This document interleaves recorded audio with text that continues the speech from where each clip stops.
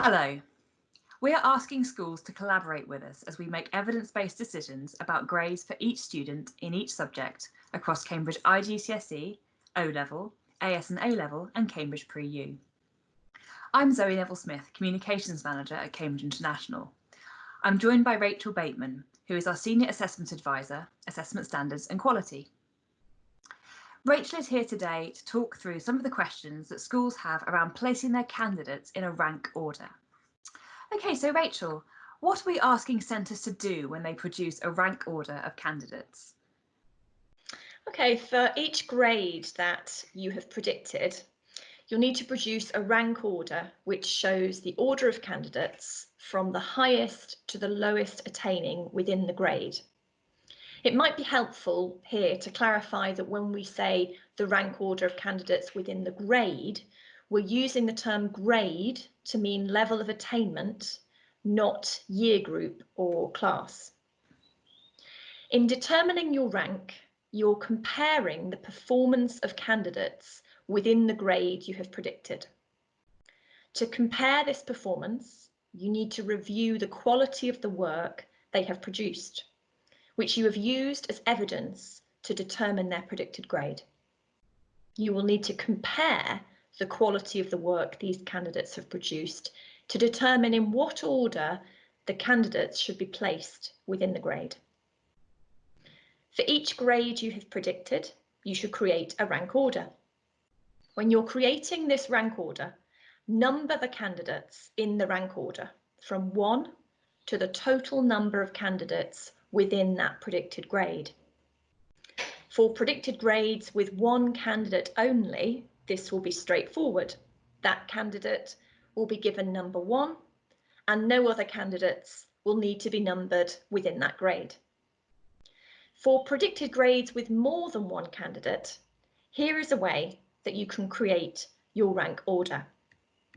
Start with your highest predicted grade. Count for how many candidates you have predicted this grade. Create a list from 1 to the total number of candidates with that predicted grade. So for example, if you have predicted 20 grade A's, write a list from 1 to 20. Now compare candidates' performance to determine who is the highest grade A within this group. This candidate will be the number 1 position in your rank order. Write one candidate's name against each number on your list.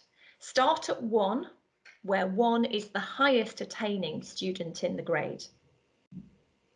Once you have written your list for your highest predicted grade, count how many candidates for whom you have predicted the next highest grade. Create a list for this grade and write one candidate's name against each number in that list. You should complete this process for each grade that you have predicted. Thanks, Rachel, that's really helpful. And when should schools create those rank orders?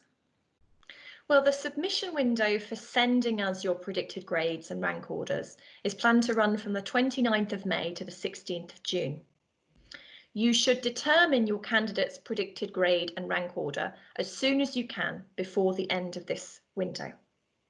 You should determine the predicted grades and rank orders off system separately to your final submission, and then submit these to us once you have decided them. We will tell you how to submit them to us. So moving on, we've heard from schools that have made entries for particularly large cohorts or complex cohorts, and they're seeking clarification in a number of areas. So let's spend some time on those types of questions. So firstly, how can centres with very large cohorts realistically provide a rank order without using ties? Well, we recognise that ranking large groups of candidates within the same grade may be more challenging. However, you must review the evidence you've gathered and use this to produce this rank with no ties between candidates. This means that you may not place 2 or more candidates in the same position in the rank order. So in other words, even where the evidence shows that 2 or more candidates have performed in a very similar way, You must use your professional judgment to separate them and place them in the order you believe is most appropriate. Even with a large number of candidates within the grade, you need to compare the quality of the work the candidates have produced to determine the highest attaining candidate, the next highest attaining candidate, and so on, down to the lowest attaining candidate within the predicted grade. You should produce one rank order for your school for each grade in each syllabus. Okay, and similar to that, how would a school produce a rank order where its cohort is being taught by different teachers?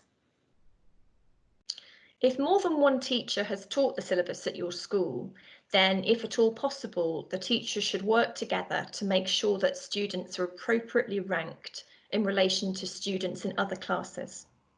In most schools, the different teachers will be following a coordinated programme of study with some common tasks, so there is evidence that can be compared. One possible approach is for one teacher, perhaps the head of department, to produce an initial rank order for each grade across classes. This first attempt can then be shared with the other teachers. And in a conference call or meeting with these other teachers, each candidate in the rank order can be discussed in turn, starting with the highest ranked candidate. For each candidate, every teacher is given the opportunity to express their view and argue on the basis of the evidence that the candidate's position in the rank order should be different if required. This process will make sure that all candidates at your school have been fairly and consistently placed in the rank order for their predicted grade. And during this process, some of the initial positions in the rank order may need to be changed in order to make sure that the rank order is consistent and acceptable to all subject teachers. Okay, and to be extra clear, is a school allowed to produce several different rank orders for different classes, or do they need to produce just the one? Well, we recognise that it can be difficult to combine different classes into a single rank order. But to be clear, you should not produce separate rank orders for different entry options, different classes, or for school and private candidates. However, you should produce separate rank orders for core and extended tiers of a tiered Cambridge IGCSE, which you should treat as separate syllabuses, even though they share a syllabus code. And AS and A-level candidates, even where the syllabus code is the same for the AS and the A-level. This is because the AS level grades are different from the A-level grades. Okay, thank you, Rachel. Moving on, how would a school produce a single rank order when different students are studying very different options in a syllabus? Yeah, some of our syllabuses have a choice of content. For example, different periods of history to choose to study, different set works for literature or drama. And in some schools, different classes follow different options, texts or topics. The skills that we're asking students to develop and demonstrate are the same within the syllabus, irrespective of the optional routes, text choices or topics selected.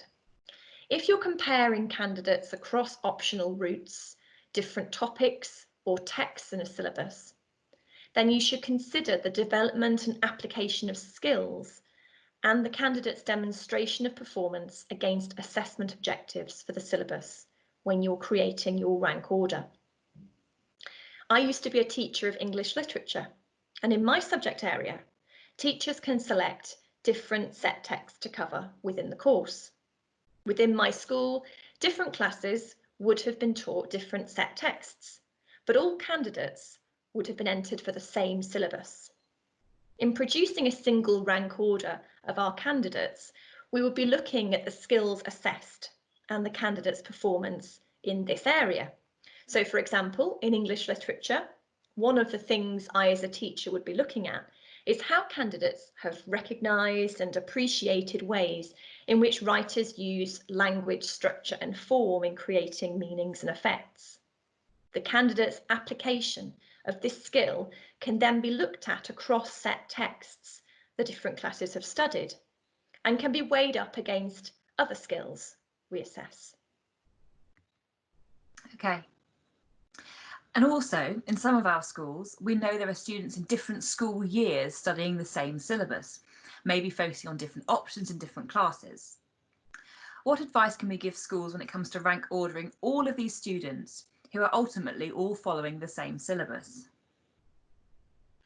You should not make allowances for the different ages of your candidates when you predict grades or rank order the candidates within the predicted grade.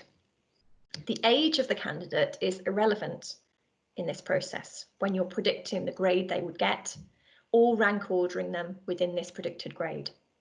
You need to focus on the quality of the work and compare that across your candidates within the grade. In the last video that we recorded about predicting grades, we talked about the differences in levels of evidence about different types of candidates. Talking about that in the context of rank orders, how can private candidates be included in the rank order where centres don't have the level of evidence that they would for their own school candidates? You may have different amounts and types of evidence, but you need to make a judgment and comparison based on the quality of the work demonstrated and the evidence that's available to you.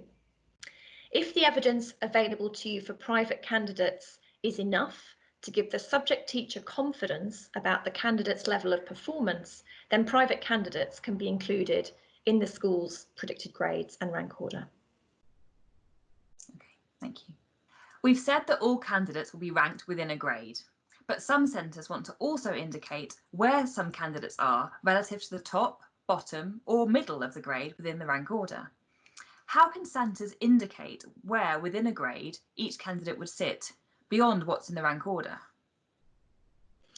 If you find it helpful to do so, you can produce written justifications to help you in your decision-making process, but you should not send these to us with your predicted grades and rank order. So, for example, you might find it helpful to write down where particular candidates are within a grade in your own decision-making process, but you won't be asked to report this to us when you submit your predicted grades and rank order. In some cases, after you've submitted your predicted grades and rank order, we will ask you to submit the evidence you have used to determine these predicted grades and rank order. If you're asked to submit this evidence, please also submit any justification you have as well. But to be clear, when you're making your decisions, you don't need to produce a justification, only if it's helpful for you to do so in your decision-making process. Okay, thank you, Rachel. And a final question. Will we still require rank orders where there's only one candidate entered for the syllabus? When you submit your predicted grades to us, we will ask you to rank each candidate within the grade. If you've entered only one candidate for the syllabus, or if you've predicted a particular grade for one candidate only, you'll need to rank this candidate as 1 within the grade.